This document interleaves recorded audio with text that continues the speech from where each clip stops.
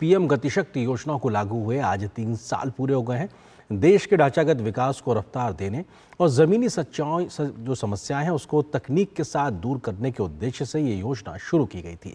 बीते 3 वर्षों में इस योजना से देश में मल्टी मॉडल ट्रांसपोर्ट सिस्टम पर खासा काम हुआ है, तो लॉजिस्टिक कॉस्ट में बड़ी कमी आई है और लाखों रोजगार के नए अवसर भी पैदा हुए हैं।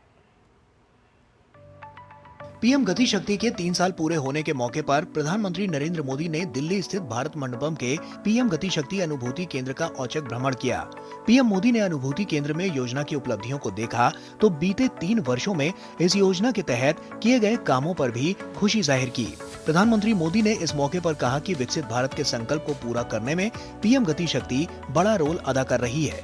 नेशनल मास्टर प्लान के आधार पर देश के ढांचागत विकास को रफ्तार देने के लिए 156 बड़ी कमियों को खोजकर सुधार किया जा रहा है, जिससे लास्ट माइल कनेक्टिविटी का काम तेजी से हुआ है। 7 बड़े सेक्टर में मल्टी मॉडल ट्रांसपोर्ट सिस्टम को विकसित करके देश में विश्व स्तरीय न्यू जनरेशन इंफ्रा तैयार किया जा रहा है।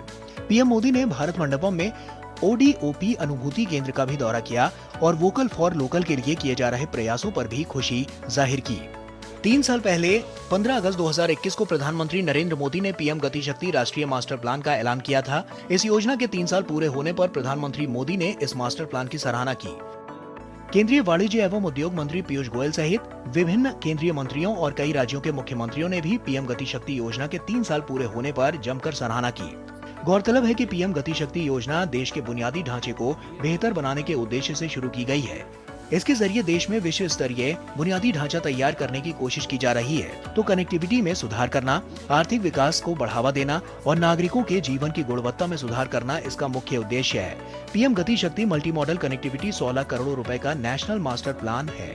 इस योजना के तहत केंद्र सरकार के 44 मंत्रालयों और 36 राज्यों के बीच तालमेल स्थापित कर देश में चल रहे सड़क, रेल, तेल और गैस जैसे मंत्रालयों के प्रोजेक्ट्स को एक डिजिटल प्लेटफॉर्म पर लाया गया है।